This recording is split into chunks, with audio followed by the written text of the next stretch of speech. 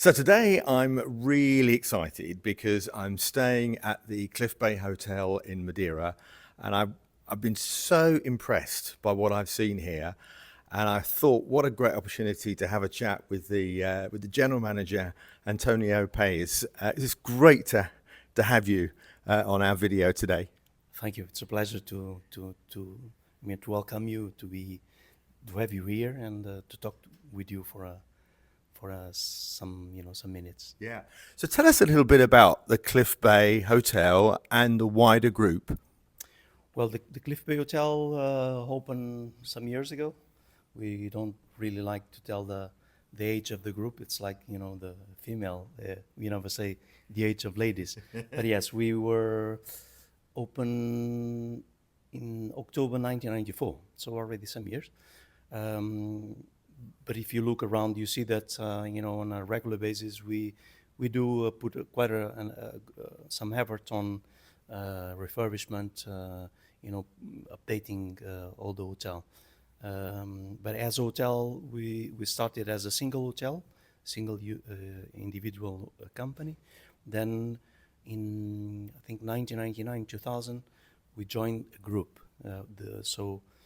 What it is the group today, Porto Bay Hotels, and now at the moment we have 17 hotels, not only in Madeira, Lisbon, and Brazil as well.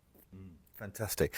And one of the things that really attracted me is the amount of people I've been speaking to that this is not their first time. In fact, I know my own mother has been to this hotel either to stay or to visit for little more than 20 years.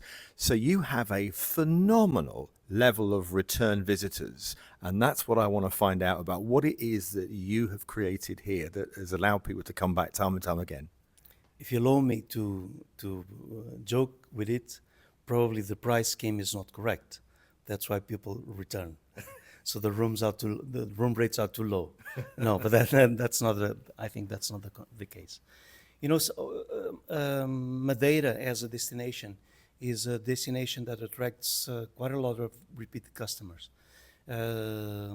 Almost since the beginning, Cliff Bay, when it came up as a hotel, at the time there was only a five-star product on the island. It was Ritz Hotel, and then Cliff Bay, which is next to the Ritz. Since the beginning, it was a hotel that people enjoyed it because of the location, the service, the facilities, the way it was built as well. And yes, after all these years, for example, at the moment we have 90% occupancy. We are in January. 90% occupancy, 62% are repeated customers. Wow, that's even higher than I thought. 62% with 95% occupancy. Wow. And why? What is it that you have created here that creates that environment? Probably it's you should ask to your mother. Maybe she would be the right person to answer. But probably it's a mix of hotel experience, destination experience, the service that we have here. Although it's a five-star property, where we have to take be cautious with the way we approach the guests. We deliver the service. We tend to do it in a professional way, but also trying to share a kind of a familiar experience. Sorry, probably it's difficult for me to share this how it works, but this is from what I hear from all the guests. This is what I hear, and when I say usually on Thursdays we have a cocktail, and the word the expression that I hear the most is, "This is my second home." So it's. I love that. And I would only echo that as well from the time that I've been here. And one of the things I've particularly liked is the staff. You keep a hold of staff for many, many years. In fact, even yesterday we were having a chat with one of the lady that cleans the rooms or the downstairs area, and she has been here for, I'm sure she said about 15, 20 years or something. It was a considerable amount of time. And I think, she remembered my mother, and it's just this second home experience. I also love the fact that you provided a welcome drink, so you are almost setting the expectations at the start. It is. As I said, it's a mix of things that we try to, to bring it up and to offer to the guests, even when they are staying for the first time, but repeatedly, year after year. Um, I remember that in 1999, at the time I was working here as a reception manager. It was the millennium, and at the time, I would say 80% of our business used to come through tour operators. At the time there was no internet or nearly no, so there was a lot of limitations on getting direct bookings. But on that specific year, Christmas and New Year, it's where the hotels in Madeira, in fact, is 100% fully booked. And at the time, I remember that out of 200 rooms, we have 201 rooms, 75 were direct bookings. And we went to the airport and pick up.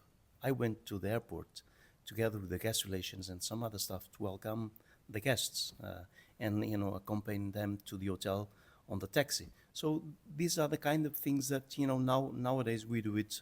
Every hotel does it, but we were at the time we were the first ones doing it, and throughout the years there's always these little things that we had to the guest experience that in the end I think it makes a difference. We believe that. I believe that too, to be honest. And one of the things that I also like is the fact that you created this hugely successful loyalty program or membership product, which I believe you started in 1999, which is quite a long time. So tell us a little bit about the different stages. I mean, I've just to give you some insight here, my mother is on a gold presser. We've met other people that are on a silver, and you create this sort of little bit of competition amongst the guests, which is quite funny, really. You've got so many points, and you got. So tell us a little bit about how that works. It is true. As you said, I'm not sure if we started in 1999 or a year later or before, but it was, more or less at the time, and we saw that there was already some guests repeating the hotel and the destination as well, and the company thought, why not? Why not reward some of the ones who stayed here, already so many times? And yes, we've created at the time, we started with 2 levels. Now we've got even a 3rd level, platinum. So yes, there's some competition among guests, to see which is the one getting on the next level. I'm just to share a good experience because it has to be with this. In 2014, so I started here. When I came to Madeira, my first job was in this hotel, but then I left the hotel and I came back as a manager in 2014. And at the time, I recognized a couple that I used to see them when I was in the hotel before. And so in 1995 when I started. And by curiosity, I went to the system to check how many nights they had been in the hotel since 1994 to 2014. And at the time, they were, throughout all those years, they made 765 nights in the hotel. So that couple stayed there more than 2 years of their life. They spent it here. Wow, that's incredible, isn't it? And that just proves the importance of data, of understanding the demographic, and of course the behavior of your guests. Yes, completely. And by another curiosity, that couple, now we've got already the 3rd generation staying in the hotel. So the sons and the sons of the sons. So it's interesting. And actually, this is how it works. You are the son of a repeated customer as well. It's your first time staying here. So to us, it's also rewarding to see that people, they come 2, 3, 4 times a year, and they share it with the family, with friends. And the Prestige Club it was a tool for us to recognize the you know that link between the guests and the hotels. So here in that we put little things that we join to the hotel experience, I mean, being gastronomic experiences or transfers from the airport. There's all this, we always had some things to, so the guests feel that, okay, it's not only, I'm not only a number. I'm, they recognize that I stay here, and that's the purpose of our Prestige Club. Yeah. Oh, I love that. Now, we're in a challenging economic world at the moment, and not everybody can afford to pay for extensive stays through personal circumstances. What do you think hotels, and also if you add the sort of Airbnb competition and all the other things that are going on, how do we help guests in difficult times? I mean, you've got the luxury of having a very good occupancy rate, but more widely, not all hotels are doing this. What are the sorts of things that perhaps they can learn from you in your, not only with your experience, but also with creating this amazing customer experience and providing loyalty programs and stuff like that? Actually, I think we've learned with the others as well. We've learned with what others do in other destinations. We learn with what others do in small products.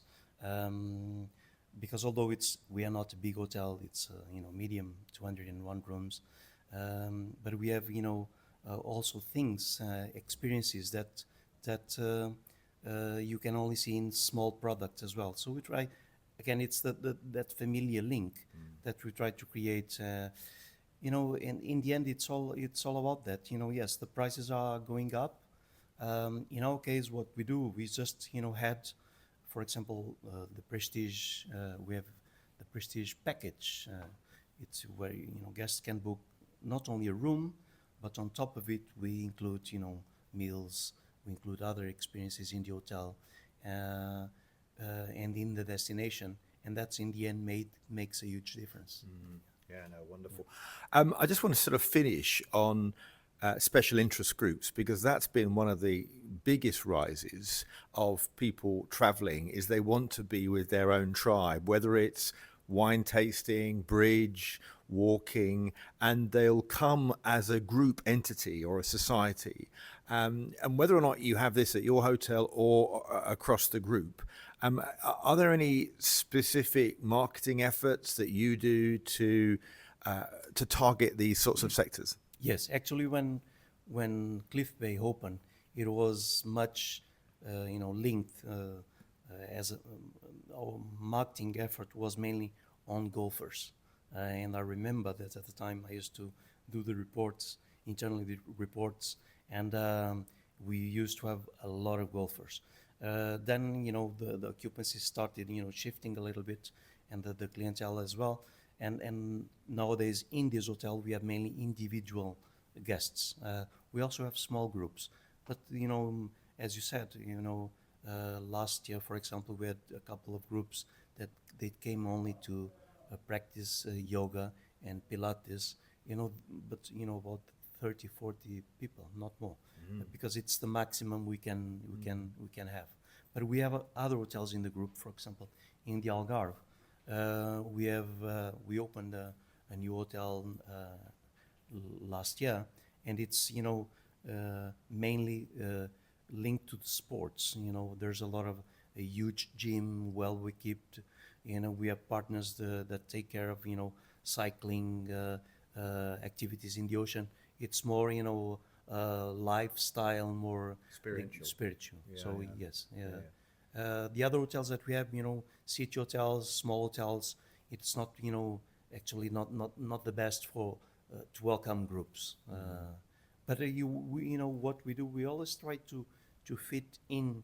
If there's a group of 40, 50 guests who want to come and to do whatever wine tastings, there's always a way that we can fit, and with our partners, we always can arrange something special. Yeah, great. Well, look, thank you so much, Antonio, for sharing your amazing experience here. and well done on achieving a fantastic product. Thank you very much. It was also a pleasure to talk to you. And this is your first time, but not the last. Indeed. You have to be a repeated customer. Absolutely.